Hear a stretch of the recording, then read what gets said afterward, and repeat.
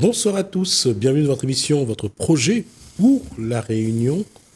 Je reçois ce soir Guy Roger, bonsoir, écrivain, et Patrick Sagani, donc écrivain et essayiste. Bonsoir. La dernière fois qu'on était ensemble, c'était pour parler de l'influence de la souffrance du passé sur nos comportements d'aujourd'hui. On avait abordé le premier thème pour avoir un petit peu faire ce qu'on appelle un constat. Est-ce que on a vraiment dans notre ADN la souffrance de notre passé? Et ça, quelqu'un comme Guy Roger l'accepte ou pas? Quand je dis il y a dans notre ADN la souffrance bien du sûr, passé. Bien sûr. Sauf que tu n'es pas obligé de le garder. Parce qu'il ne t'appartient pas. Il appartient au passé. Oui, Okay. Mais on peut le réveiller. Ah oui, mais parce que ça se réveille. Si tu es identifié au passé, et tu vas le réveiller à chaque fois. Oui, mais qu'on le réveille de manière consciente ou inconsciente, ce réveil, il est là. Parce que, justement, le passé, il vient inconsciemment s'immiscer dans le présent que tu es. Tu es dans le présent, ben, tu amènes avec toi ce que tu sais, donc ce que tu sais s'immisce dans le présent, et le présent est sali, parce que le présent doit être neuf, normalement. Et si le présent est neuf, il n'y a pas de souffrance dedans. Patrick Sagani, la dernière fois, on disait que ce qui a brouillé l'amitié entre Sigmund Freud et Carl Gustav Jung, ouais. C'était cette croyance ou non au monde invisible. Oui. Croire que nous avons dans notre ADN les souffrances du passé, est-ce que c'est une bonne chose ou une mauvaise chose?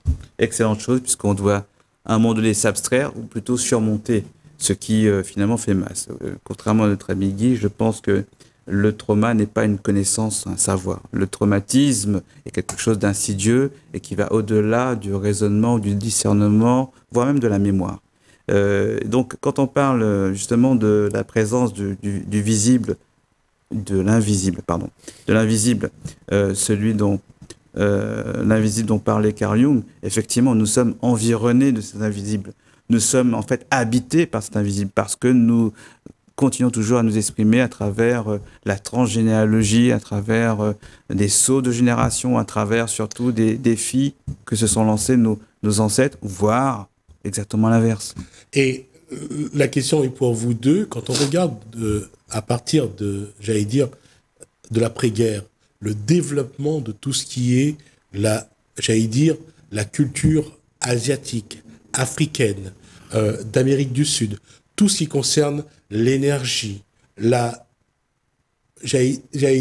pensée, le bien-être, tout ça parle du monde invisible. Oui. L'Europe a toujours essayé d'être cartésienne. Oui, tout à fait. Et d'un coup, l'Europe s'est laissée absorber. Ah oui, tout à fait. Alors, c'est allé très loin, cette croyance dans le progrès est allée extrêmement loin, et ça a abouti à quoi? À la Première Guerre mondiale, c'est-à-dire à l'hécatombe, à la catastrophe, c'est-à-dire à la perte de la croyance dans le progrès. C'est là que les choses ont commencé à poindre dans la pensée occidentale comme quelque chose qui relie l'Occident à l'Orient. On va dire ça comme ça.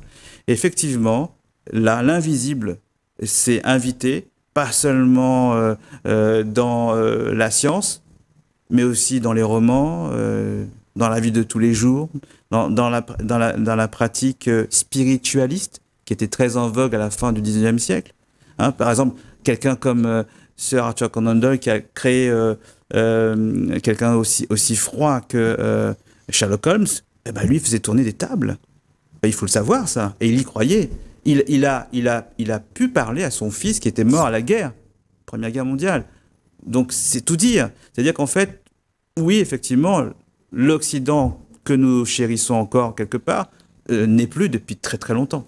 Et juste une autre parenthèse, on a parlé de Sir Conan Doyle, Victor Hugo. Oui. Les Contemplations. Oui, à tout la à mort fait. d'Adèle, sa fille.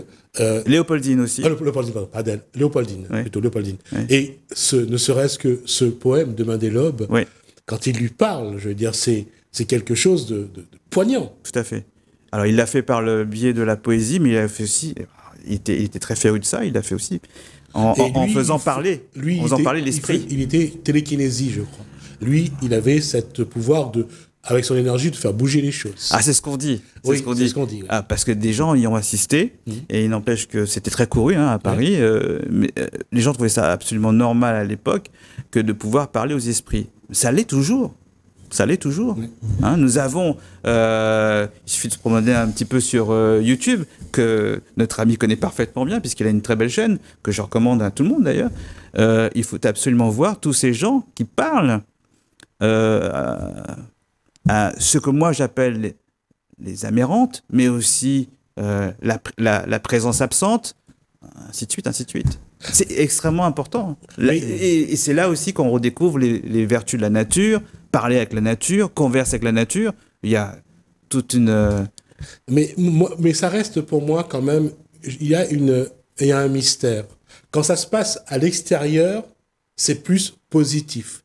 Quand ça se passe à La Réunion, c'est tout de suite négatif. Magie noire, sorcellerie. C'est tout ce que les communautés qui composent la société réunionnaise, qui faisaient quelque chose qui ne plaisait pas à ceux qui étaient chrétiens, c'était tout de suite de la noire. Oui. Un peu comme au Moyen-Âge, une femme qui connaissait les plantes était une sorcière. Il fallait le jeter dans la rivière. Si elle flotte, elle était saine. Si elle coulait, c'est qu'elle était une sorcière. Oui, ou on pouvait les brûler carrément. Ou les brûler. Oui. Mais j'allais dire, c'est ça. C'est toujours le regard de l'autre qui impose aux gens ce qu'ils sont ou ce qu'ils ne sont pas. D'accord. Donc nous vivons dans une croyance de comment les choses sont parce que nous pensons à ces choses-là de telle et telle manière. Il y a une croyance quand même. Parce que comme tu dis, si elle coule et elle reste sur l'eau, elle ne coule pas, donc elle est saine. Elle est saine. Ok. Mais pour avoir ça, pour avoir cette idée-là, cette idée, c'est une croyance. C'est pas un fait. Oui, mais à l'époque, ce sont ces croyances-là qui dirigeaient la France. D'accord. Mais le problème, c'est que nous avons toujours été dirigés à travers ce que nous spéculons. Ce qui spécule aujourd'hui, on te dit, il faut être grand, fort et merveilleux. Il faut réussir. C'est dit. Tout le monde le dit. Et tout le monde le fait.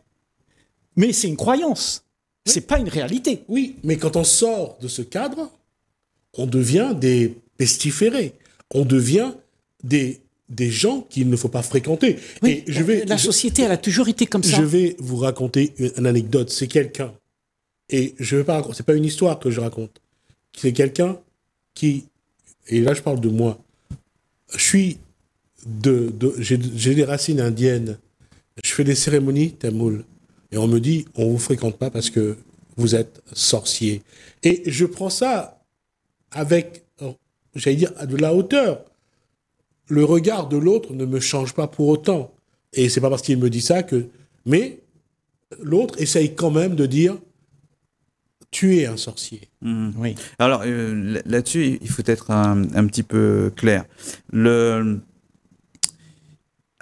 Chez nous, la chose la plus prégnante, au-delà de tout ça, c'est le désir de croire. C'est-à-dire qu'il y a dans notre île, parmi nous, une majorité de gens qui veulent croire. C'est ça le plus important. Ensuite, il y a ce que ça a mené à la fin du XIXe siècle, quand les 200 000 Indiens sont arrivés en 2 petites générations, en fait en une vingtaine d'années. Ce qu'il s'est profilé dans notre psyché, c'est la capacité à avoir ou à se positionner et articuler sa spiritualité sur 2 religions. Parce que oui, ils avaient la possibilité effectivement de s'adonner à leur religion de pratique, mais de façon quasiment cachée. Mais oui, il fallait obligatoirement avoir la religion dominante. C'est à partir de là que un désir de liberté par l'acte de croire a défini ce que moi j'appelle notre bien vivre ensemble. C'est-à-dire que à partir de là, il nous a appartenu dans l'intime de croire en ce que nous souhaitions et ce que nous souhaitons. Et ça, c'est une particularité réunionnaise.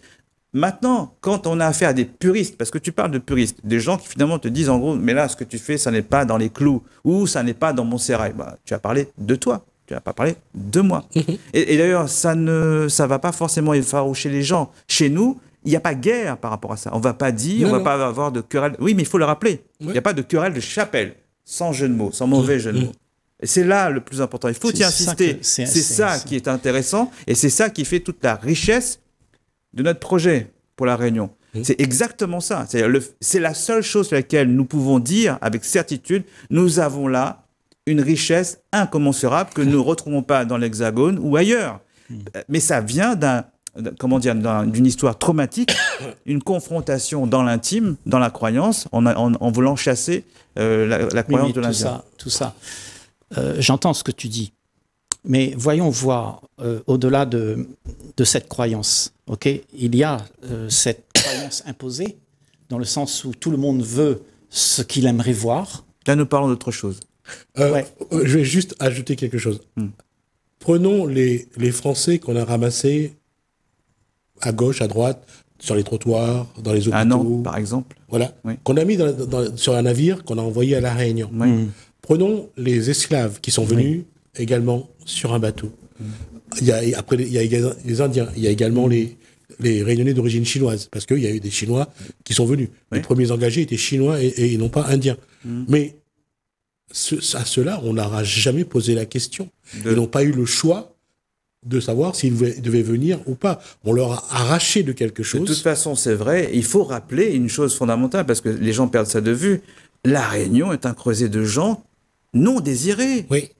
Rejetés par les diverses communautés, que ce soit en Inde, dans une certaine Afrique de l'Est, à Madagascar et surtout, évidemment, en Europe. Mais puisque nous en parlons comme ça maintenant, et que le fait que nous vivons aujourd'hui, c'est nos divisions.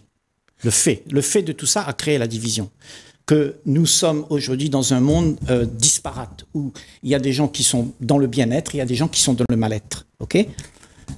De ce fait, que nous avons vécu de cette manière, que nous en sommes arrivés à là, n'est-il pas beau de savoir que nous pouvons en parler et de voir si c'est possible de sortir de ce carcan dans lequel nous nous sommes foutus, avec toutes ces croyances, qu'on aimerait que les choses se fassent à mon goût.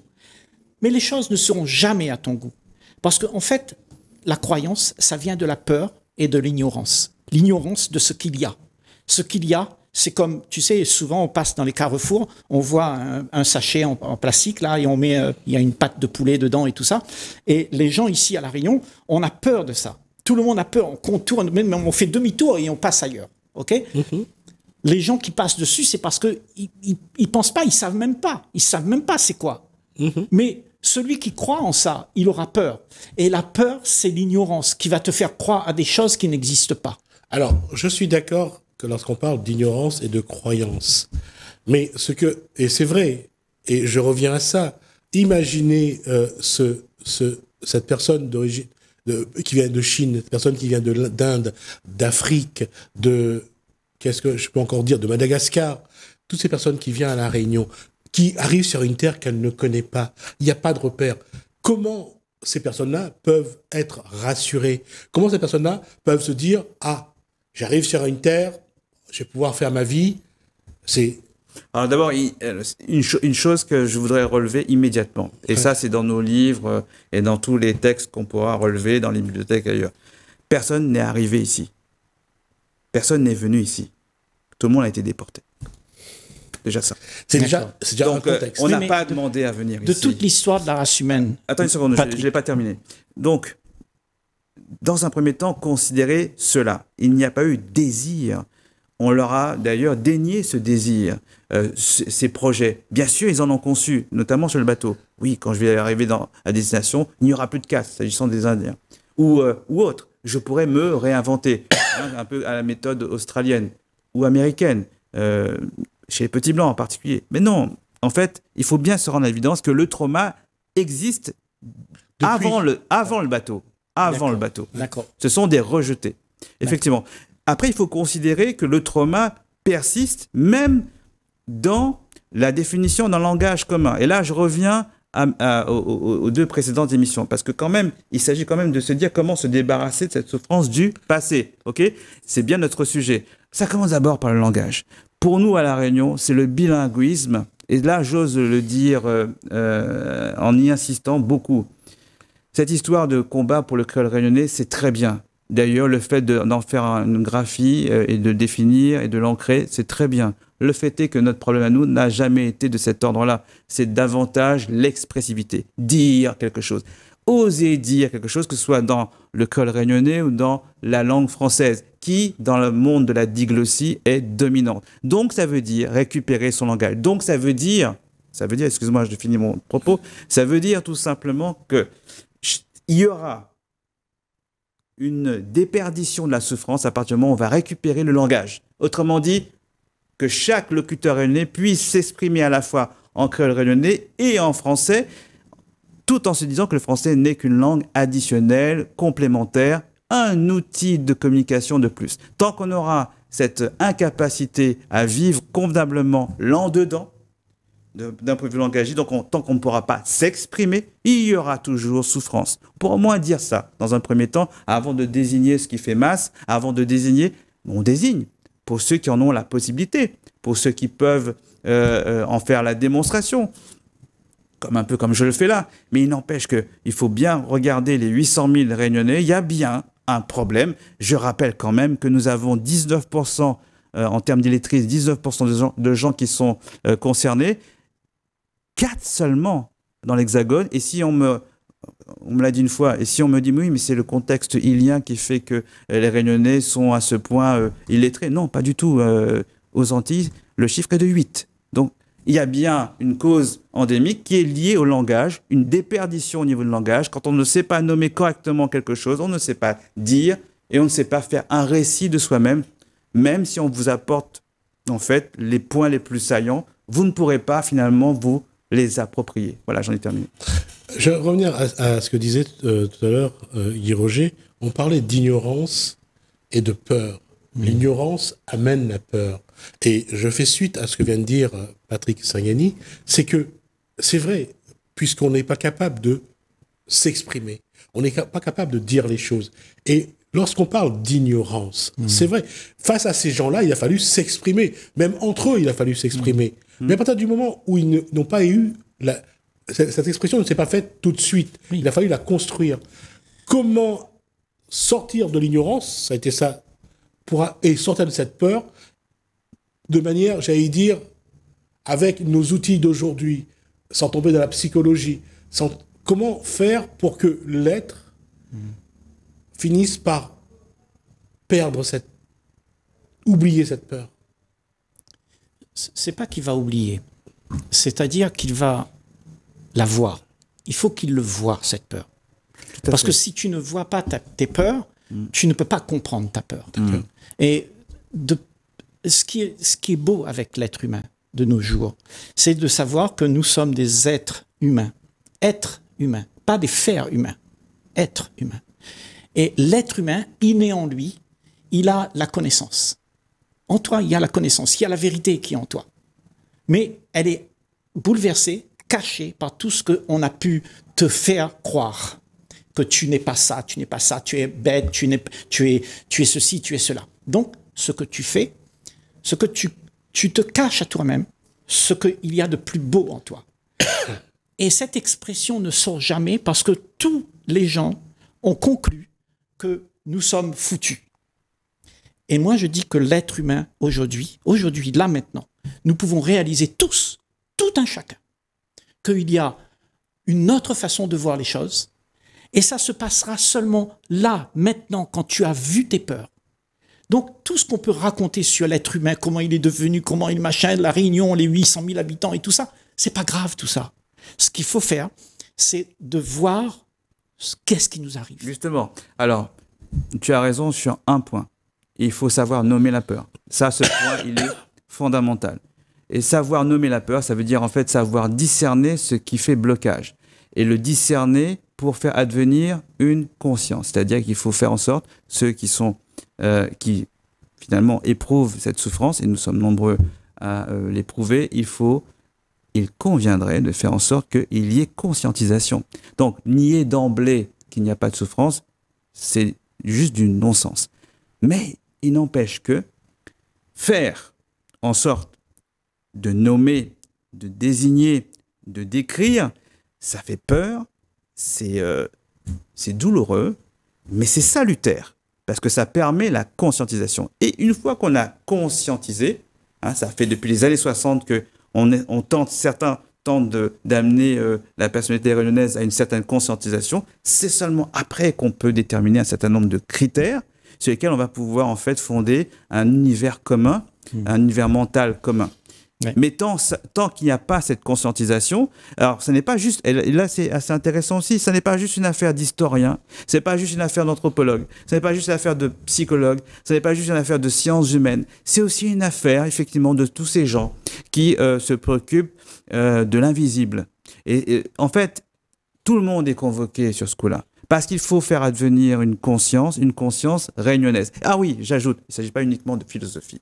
Parce que croire une seule seconde qu'on va fonder une philosophie réunionnaise simplement en l'édictant et en tapant du poing sur la table, ça n'est pas possible. Il faut bien amener la population, enfin les héritiers du peuplement historique, à conscientiser effectivement ce trauma. Et ça, c'est pas juste affaire d'historiens. C'est vraiment affaire de tous, et jusqu'y compris, et je pense aussi aux médias. Effectivement, si les médias ne relaient pas, comme nous le faisons là, finalement, ce qui fait masse, évidemment, rien ne va avancer. On sera toujours dans un univers où la culture de la surconsommation et du spectacle va perdurer.